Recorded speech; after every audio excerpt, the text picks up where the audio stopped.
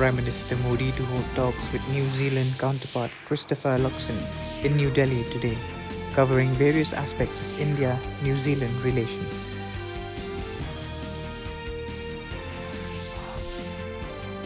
Prime Minister Narendra Modi has said that every attempt to foster peace with Pakistan has met with hostility and betrayal.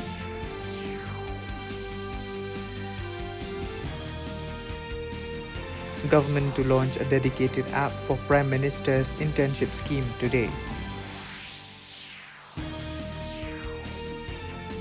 National Security Advisor Ajit Doval held a meeting with Tulsi Gabbard, America's Director of National Intelligence in New Delhi.